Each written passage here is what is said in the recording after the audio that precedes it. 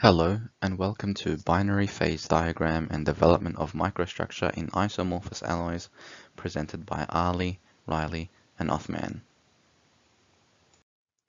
In this presentation, we will be talking about binary phase diagrams and development of microstructure in isomorphous alloys. An alloy is a material that has metallic properties and is composed of two or more chemical elements of which at least one is metal. An example of an alloy is steel.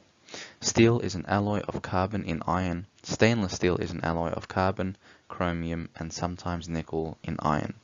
Here are some pictures of what an alloy looks like. Components are the elements or compounds which are present in the alloy. An example is copper and zinc in copper-zinc brass. Solute and solvent. Solvent represents the element or compound that is present in the greatest amount. Solute is used to denote an element or compound present in a minor concentration. Here is a pictorial example. The solute, the substance dissolving, is placed inside the solvent, the liquid the solute dissolves in, to form the solution, the solute dissolved in the solvent. Solid solution. A solid solution consists of atoms at least two different types. The solute atoms occupy either substitutional or insertional properties in the solvent lattice, and crystal lattice of the solvent is maintained. Here is a picture example. Substitution solid solution. Solubility limit. Solubility limit refers to the limit of how much solute will dissolve in a certain amount of water at a certain temperature. If the solute is fully dissolved, it is called a saturated solution. Temperature is important, as a liquid at a certain temperature can only dissolve a certain amount of solute. A solution which is above that limit, whereby the solute is not fully dissolved, is called an unsaturated solution. The degree of solubility of a chemical is often expressed in grams per 100 cc, that is, grams of the material that will dissolve in 100 cc or milliliters of water.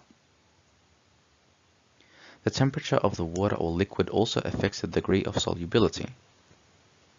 Using that logic, a saturated aqueous solution of sodium chloride, NaCl, for example, contains 35.9 grams of sodium chloride per 100 milliliters of water at 20 degrees Celsius.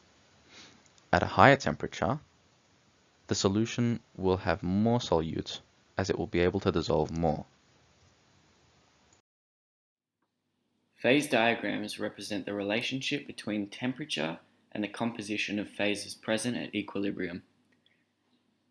An isomorphous system is one which a solid has the same structure for all compositions.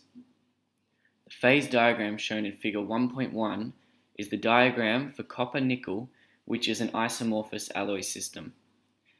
Although isomorphous systems are not common, there are still a number of isomorphous systems used.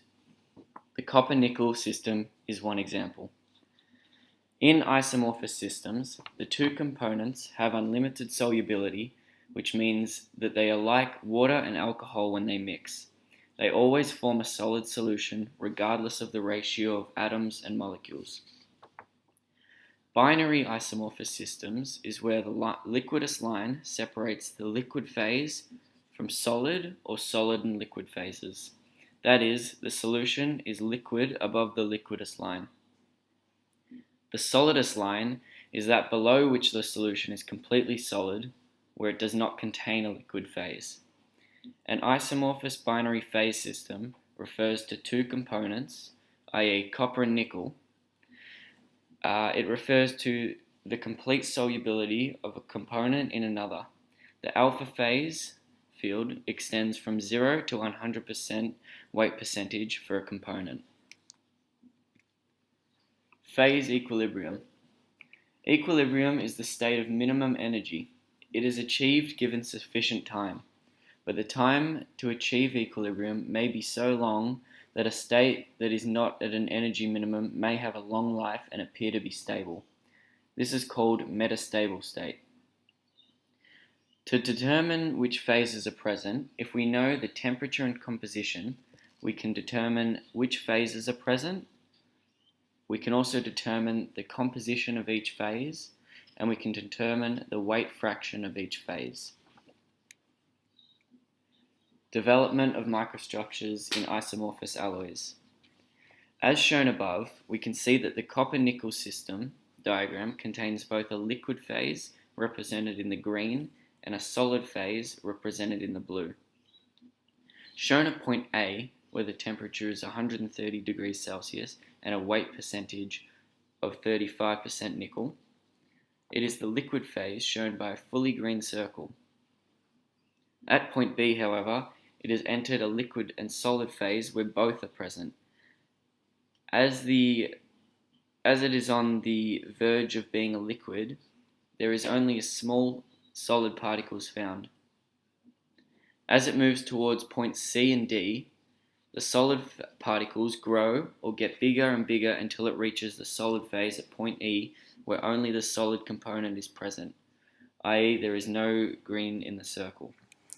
In this section, I'm going to explore microstructure evolution of a binary isomorphous system in more details. As previously shown, from the graph, we can determine that it has 3 phases and 2 components, components A and B, which are the elements essentially, and composition lies on the x-axis, which is the independent variable, and temperature lies on the y-axis, which is the dependent variable, and high temperature means liquid and low temperature means solid.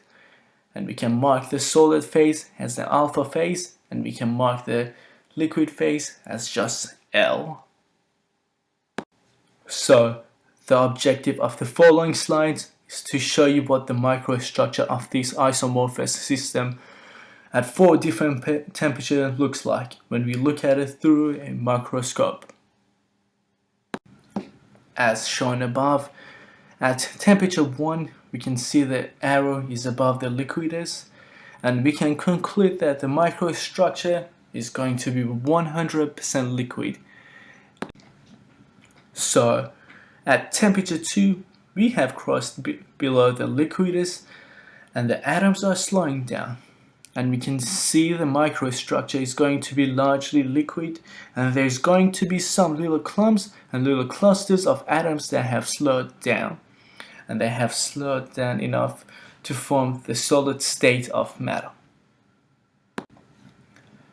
As you can see, at temperature 3, we are just above the solidus, and the microstructure is very similar to the previous one we saw. But in this microstructure, as you can see, we have the same particles, but they have gotten bigger. And that's due to the temperature, since it has dropped. So we can see there is more alpha phase in this microstructure. As you can see, at temperature 4, the alpha particles have gotten big enough and they have run into each other essentially, where the microstructure is entirely solid alpha with a composition of C nuts. Anyways, thanks for watching us, and I hope you learned something new from us today.